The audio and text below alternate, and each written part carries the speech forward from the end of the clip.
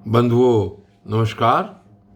और आपने कल सुना कि राजा पुरंजन शिकार खेलने वन में कैसे गए और आकर उन्होंने देखा कि रानी, उनकी जो रानी थी, वो कैसे कुपित हुई थी और कैसे राजा ने फिर रानी के सामने अपनी बात रखी। और आगे यहाँ पर इस आज के वीडियो में सुनते हैं आगे की कथा। श्री नारद जी कहते हैं, महाराज इस प्रकार वह सुंदरी अनेकों नखरों से पुरंजन को पूरी तरह अपने वश में कर उसे आनंदित करती हुई विहार करने लगी। उसने अच्छी तरह स्नान कर अनेक प्रकार के मांगलिक श्रृंगार किए तथा भोजन आदि से तृप्त होकर वह राजा के पास आई। राजा ने उसे मनोहर मुख वाली राजमहिषी का सादर अभिनंदन किया। पुरंजनी ने राजा का आलिंगन किया और राजा ने उसे गले लगाया। फिर एकांत में मन के अनुकूल रहस्य की बातें करते हुए वह ऐसा मोहित हो गया कि उस कामिनी में ही चित्त लगा रहने के कारण उसे दिन रात के भेद से निरंतर बीतते हुए काल की दुस्तर गति का कुछ भी पता न चला। मद से छका हुआ मनस्वी पुरंजन अपनी प्रिया की भुजा पर सिर रखे महामूल्य शैया पर पड़ा रहता। उसे तो वह रमणी ही जीवन का परम फल जान पड़ती थी। अज्ञान से आवृत्त हो जाने के कारण उसे आत्मा अथवा परमात्मा का कोई ज्ञान न रहा। राजन इस प्रकार कामातुर चित्त से उसके साथ विहार करते करते राजा पुरंजन की जवानी आधे क्षण के समान बीत गई। प्रजापति उस पुरंजनी से राजा पुरंजन के 1100 पुत्र और 110 कन्याएं हुई, जो सभी माता पिता का श्रेयस बढ़ाने वाली और सुशीलता, उदारता आदि गुणों से संपन्न थी। ये पुरंजनी नाम से विख्यात हुई। इतने में उस सम्राट की लंबी आयु का आधा भाग निकल गया। फिर पांचाल राज पुरंजन ने पितृवंश की वृद्धि करने वाले पुत्रों का वधुओं के साथ और कन्याओं का उनके योग्य वरों के साथ विवाह कर दिया। पुत्रों में से प्रत्येक के 100 पुत्र हुए। उनसे वृद्धि को प्राप्त होकर पुरंजन का वंश सारे पांचाल देश में फैल गया। इन पुत्र पौत्र गृह कोष सेवक और मंत्री आदि में दृढ़ ममता हो जाने से वह इन विषयों में ही बंध गया। फिर तुम्हारी तरह उसने भी अनेक प्रकार के भोगों की कामना से यज्ञ की दीक्षा ली। तरह तरह के पशु हिंसा में घोर यज्ञों से देवता, पितर और भूतपतियों की आराधना की। इस प्रकार वह जीवन भर आत्मा का कल्याण करने वाले कर्मों की ओर से असावधान और कुटुंब पालन में व्यस्त रहा।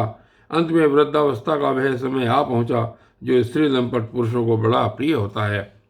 राजन, चंडवेग नाम का एक गंधर्व राज है। उसके अधीन 360 महाबलवान गंधर्व रहते हैं। इनके साथ मिथुन भाव से स्थित कृष्ण और शुक्ल वर्ण की उतनी ही गंधर्वियां भी हैं। ये बारी बारी से चक्कर लगाकर भोग विलास की सामग्रियों से भरी पूरी नगरी को लूटती रहती हैं। गंधर्वराज चंडवेग के उन अनुचरों ने जब राजा पुरंजन का नगर लूटना आरंभ किया तब उन्हें 5 फन के सर्प प्रजागर ने रोका। यह पुरंजनपुरी की चौकसी करने वाला महाबलवान सर्प 100 वर्ष तक अकेला ही उन 720 गंधर्वियों से युद्ध करता रहा। बहुत से वीरों के साथ अकेले ही युद्ध करने के कारण अपने एकमात्र संबंधी प्रजागर को बलहीन हुआ देख राजा पुरंजन को अपने राष्ट्र और नगर में रहने वाले अन्य बांधवों के सहित बड़ी चिंता हुई। वह इतने दिनों तक पांचाल देश के उस नगर में अपने दूतों द्वारा लाए हुए कर को लेकर विषय भोगों में मस्त रहता था। स्त्री के वशीभूत रहने के कारण इस अवश्यम भावी भय का उसे पता ही न चला। बहिर्शमन इन्हीं दिनों काल की एक कन्यावर की खोज में त्रिलोकी में भटकती रही। फिर भी उसे किसी ने स्वीकार नहीं किया। वह काल कन्या जरा बड़ी भाग्यहीना थी, इसलिए लोग उसे दुर्भगा कहते थे। एक बार राजश्री पुरु ने पिता को अपना यौवन देने के लिए अपनी ही इच्छा से उसे वर लिया था। इससे प्रसन्न होकर उसने उन्हें राज्य प्राप्ति का वर दिया था। एक दिन मैं ब्रह्मलोक से पृथ्वी पर आया। ये कहानी सुना रहे हैं कि एक दिन मैं ब्रह्मलोक से पृथ्वी पर आया तो वह घूमती घूमती मुझे भी मिल गई।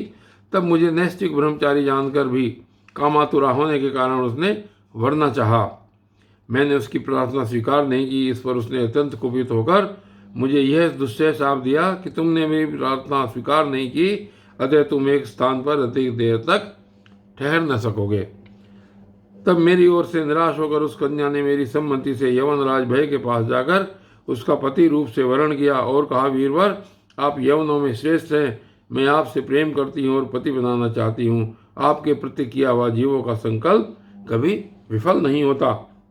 जो मनुष्य लोक अथवा शास्त्र की दृष्टि से देने योग्य वस्तु का दान नहीं करता और जो शास्त्र दृष्टि से अधिकारी होकर भी ऐसा दान नहीं लेता, वे दोनों ही दुराग्रही और मूढ़ हैं, अतएव शोचनीय हैं।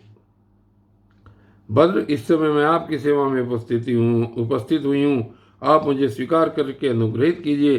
पुरुष का सबसे बड़ा धर्म दीनों पर दया करना ही है। काल कन्या की बात सुनकर यवनराज ने विधाता का एक गुप्त कार्य कराने की इच्छा से मुस्कुराते हुए उससे कहा, मैंने योग दृष्टि से देखकर तेरे लिए एक पति निश्चय किया है। तू सबका अनिष्ट करने वाली है, इसलिए किसी को भी अच्छी नहीं लगती और इसी से लोग तुझे स्वीकार नहीं करेंगे, इसी से लोग तुझे स्वीकार नहीं करते। अतः इस कर्म जनित लोकों को तू अलक्षित होकर बलात् भोग। तू मेरी सेना लेकर जा, इसकी सहायता से तू सारी प्रजा का नाश करने में समर्थ होगी। कोई भी तेरा सामना न कर सकेगा। यह प्रज्वार नाम का मेरा भाई है और तू मेरी बहन बन जा। तुम दोनों के साथ मैं अव्यक्त गति से भयंकर सेना लेकर सारे लोगों में विचरूंगा। और बंधुओं, आज की वीडियो बस केवल यहीं तक, और कल की वीडियो में आगे देखेंगे क्या होता है। तब तक के लिए धन्यवाद।